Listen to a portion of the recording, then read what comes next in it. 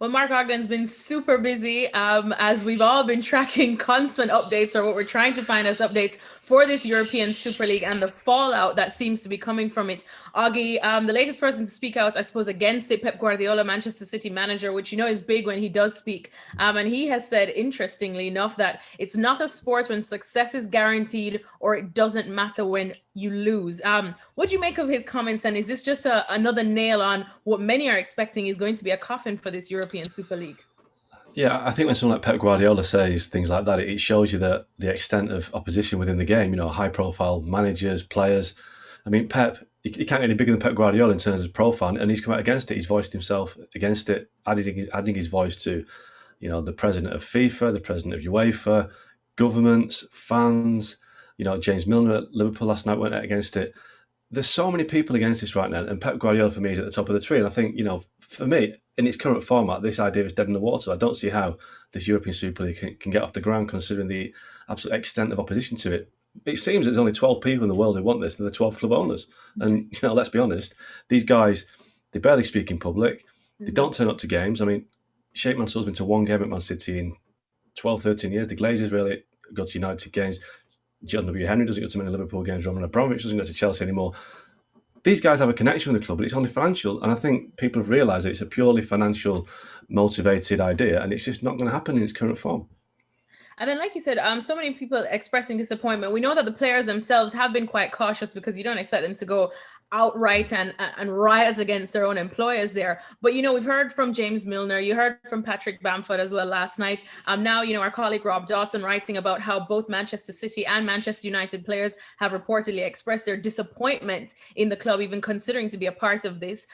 What kind of road do you see this heading down if they continue? Could we see players actively probably even refusing to play if it gets that far?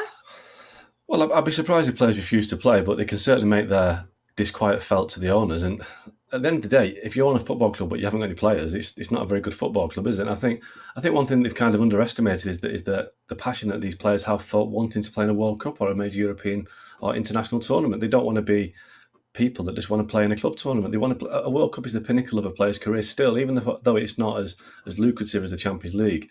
You ask any player that's won the World Cup and they would not swap it for anything. So to threaten players who play in this supposed European Super League with not being able to play in a World Cup again, the World Cup is where you create legends and icons, you know, and that is what would be denied these players. So the players quite rightly are thinking, I don't want to be part of this. I don't want to be restricted to playing the same teams week after week, year after year. Glamorous teams all the same, but it's not the same as going to a World Cup. So I think the players have got every right to be unhappy with it. And again, we've not heard many players come out and say they don't want to be involved in it, but we've not heard one player say they want to be involved in it.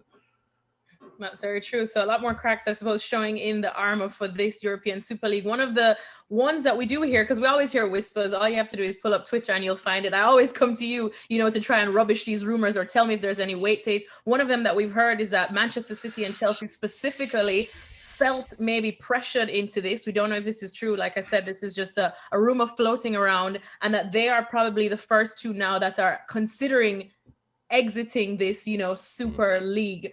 If this does happen, is that it then? Is that just it for any hopes of this Super League?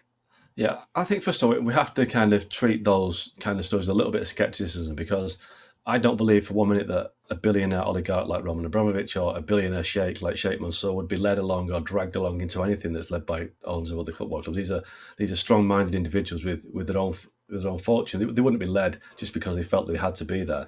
So I'm not quite sure they were dragged along into it, but I do think that if there is a little bit of, you know, concern at those clubs about how it's turning out, then if either of them pulled out, if any club that signed up to this pulls out, that for me is the end of it. And I've already said I think it's dead in the water in its current form. I don't think it can go ahead like this. But once people start to have second thoughts and begin to feel the heat of the negative reaction, the global negative reaction, not just on their own doorstep. This is a global phenomenon now. The whole world is talking about how badly they've misjudged this. It's not good for business. And I think if a club can withdraw from this and save face and actually make it look like they're the heroes by scuppering it, then who knows? It might have to be a PR win, but I don't see many of these clubs having a good PR situation right now because they've done something that none of their fans want. The fans of all these clubs are absolutely vehemently opposed to it. has there been olive branches, I suppose, extended? I know we've heard from UEFA as well, but what would the road back, I suppose, be looking like for these Premier League clubs that already seem to have burnt some bridges?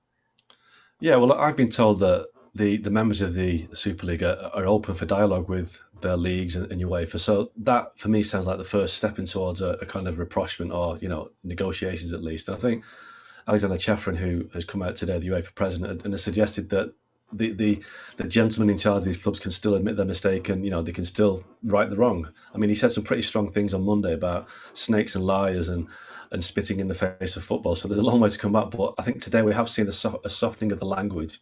So maybe it is the first step towards this being resolved. But I think you're right. I think, the owners and the chief execs of the Big Six, if they do come back into the Premier League fold, and I think they will, they can never be trusted again. The other 14 clubs will always be wary of what their motivations are, what they want. And they'll know that at the first opportunity they want to take more money, a bigger slice of the pie.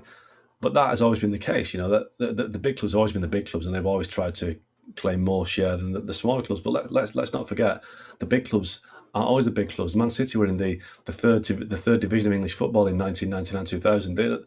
They're a big club now, but 20 years ago, Newcastle were a big club, Leeds were a big club in the Champions League. So things change.